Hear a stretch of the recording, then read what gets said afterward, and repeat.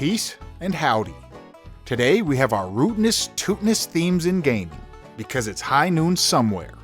Any submissions need to come either from a Western game or at least a Western stage. In our last episode, the top 10 jungle themes, we went through nearly 700 tracks. And that does not include viewer submissions, which added about 50 more. This time it's closer to around 500. There seems to be many more jungle stages. But with no further delay, let's talk Wild West.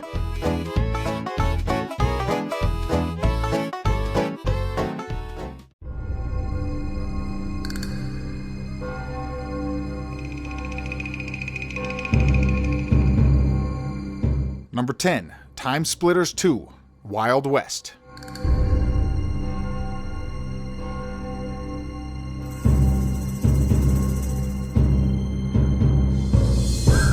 Up first, we have, in my opinion, an underrated game with an equally underrated soundtrack. Released in 2002, this is part 2 in a trilogy of games that I would love to see a sequel to.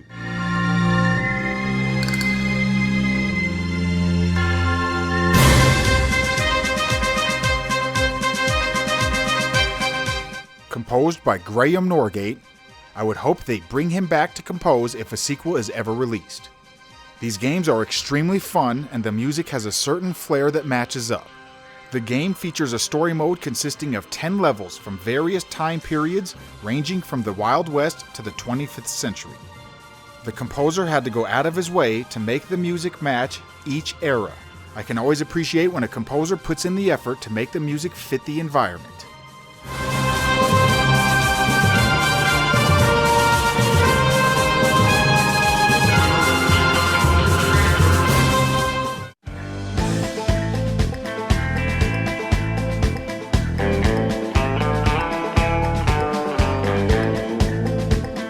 Number 9, Paper Mario, the Origami King, Western Showdown.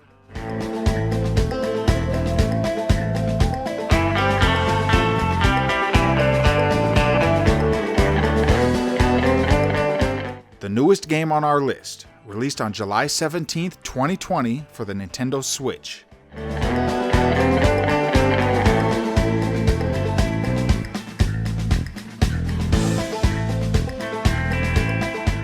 Theme that leaves no doubt what it's trying to be. This sounds like something you would hear on a movie like The Good, the Bad, and the Ugly. It reminds me of Ennio Morricone, the composer for a lot of those old Western movies. But this doesn't come from an old Western movie. This is from a Mario game.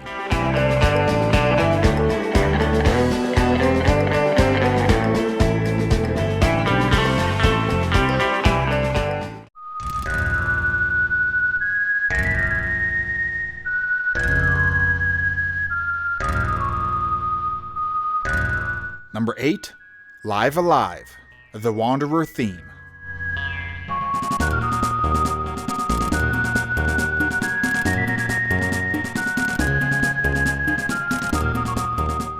Our next up comes from the Super Famicom game released on September 2nd, 1994 in Japan only. Although nowadays you can find ROM hacks that translate the game for you.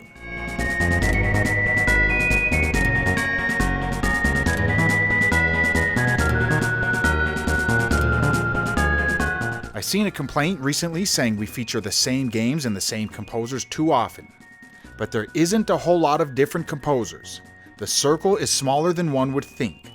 And also, the greats will manage to shine no matter what. As the saying goes, the cream always rises to the top. And that brings me to the composer of this theme, Yoko Shimomura. She has been featured many times, and will be featured many more times. So get used to seeing that smile.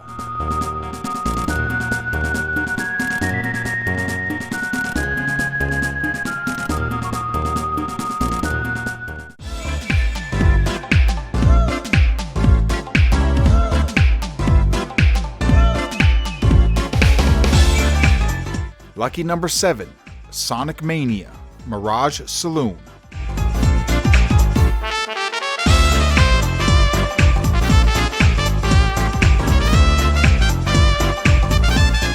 Another new theme, this one comes from Sonic Mania, which was released on August 15th, 2017 for PlayStation 4, Nintendo Switch, and Xbox One.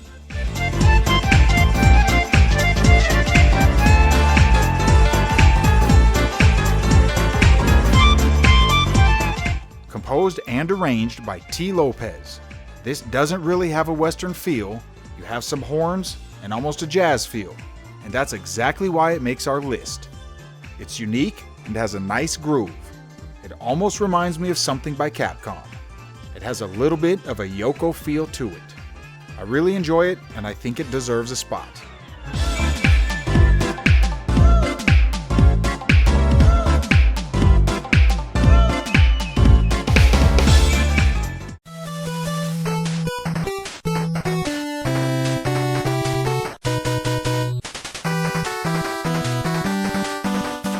Number 6, Mega Man 6 Tomahawk Man.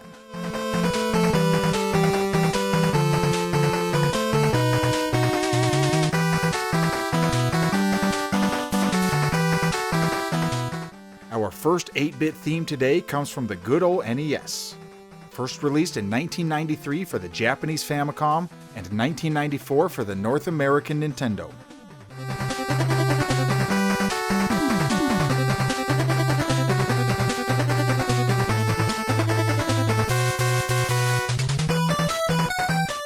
Composed by Yuko Takehata, an underrated composer. The NES has a total of 5 audio channels, and one of them is reserved for sound effects, so a composer is left with 4 channels. So when you see an NES theme make our top 10, it's quite an accomplishment. It's definitely easier to compose when you have unlimited channels and you don't have to plan the entire theme around the limitations. This is a theme that doesn't make me think of a Western stage, but that's not the easiest thing to do on the NES.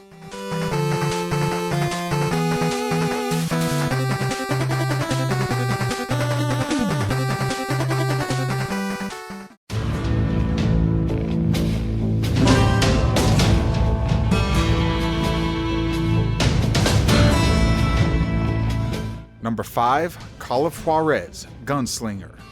The end credits theme.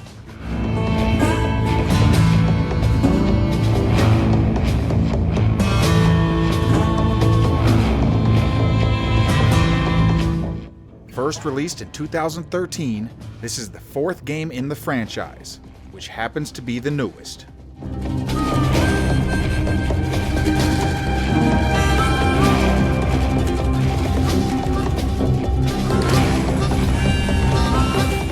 In my opinion, this is not only the best Call of Juarez game, but it also has the best music.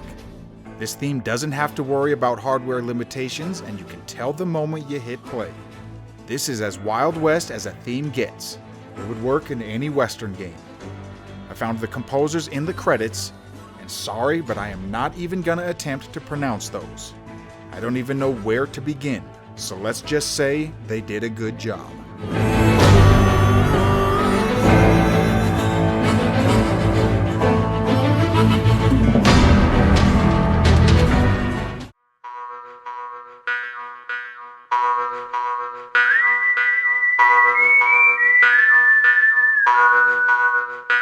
Number 4 comes from The Legend of Zelda, Twilight Princess, The Hidden Village.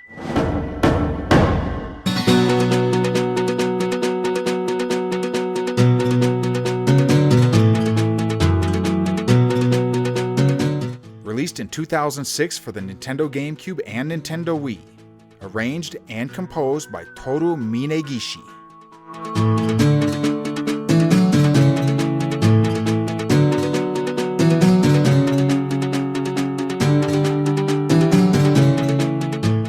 Another Wild West theme that would fit in pretty much any cowboy game. On a side note, after listening to the theme over and over for this episode, I have an oddly entry for an upcoming episode. But besides that, the instruments make me think of an old spaghetti western. Those whistles scream western. It's not a rare thing for Zelda to make our top 10s, but this is a unique one because a western theme isn't what comes to mind when I think of Zelda and its music.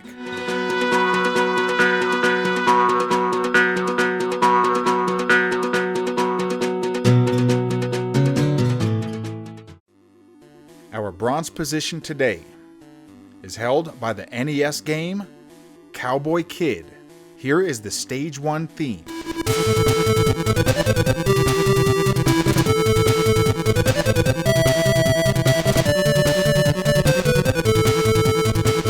So I do recommend this one. This was my selection after all.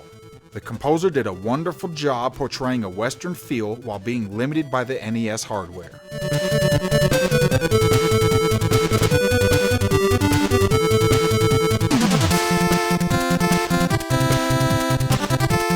Released in 1991, I found the composer to be listed as Rizan, which turns out to be Masaharu Iwata. He has quite a few credits to his name. Some of my favorite work of his comes from Final Fantasy Tactics. I think that is one of the best Final Fantasy soundtracks. I feel this Cowboy Kid theme doesn't get much credit. Maybe it's because the game itself is expensive. Luckily, I got mine before the price exploded. The entire soundtrack is decent, but this is my favorite track from the game.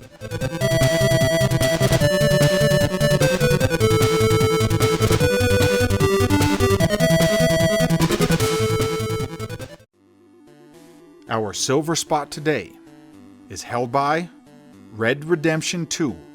That's the way it is.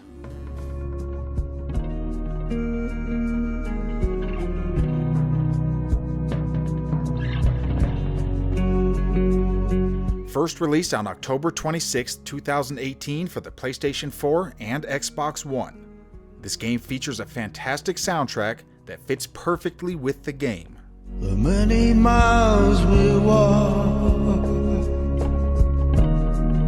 the many things we learn. We try not to spoil the games, and in this case it will affect what we can talk about. So the only thing I will say, this plays late in the game. Also, we usually don't select themes with lyrics, but this one fits in really well. It was between this one and the house building theme.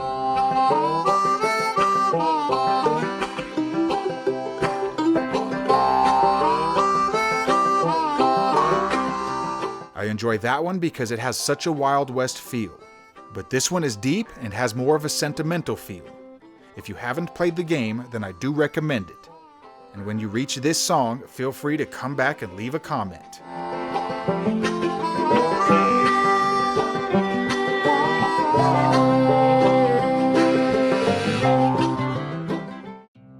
And now, before we reach number 1, our honorable mentions.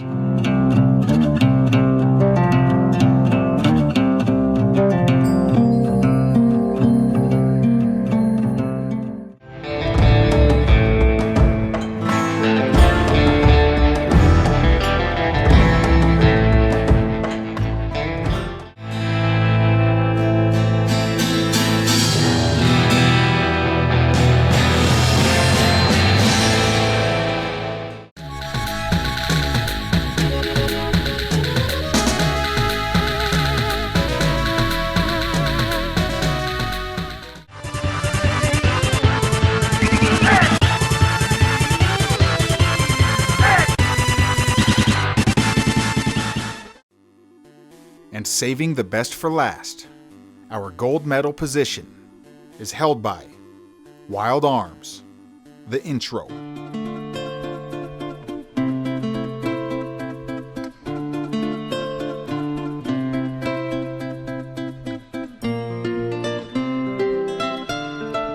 First released on December 20th of 1996 for the PlayStation 1.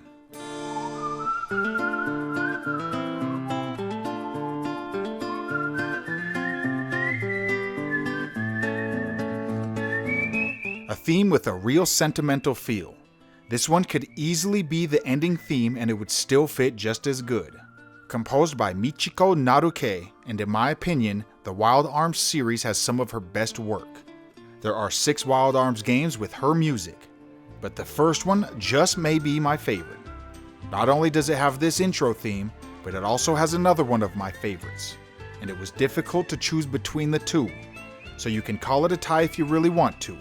Here is Wild Arms, Migratory Bird of the Wilderness.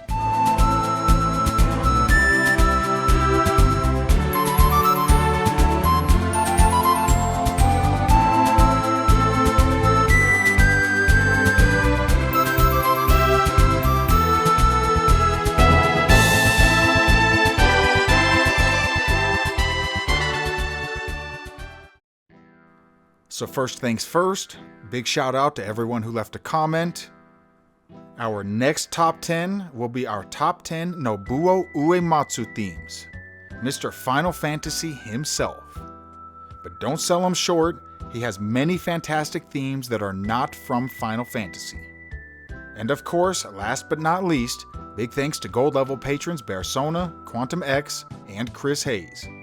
I'm ICC, thanks for watching, peace.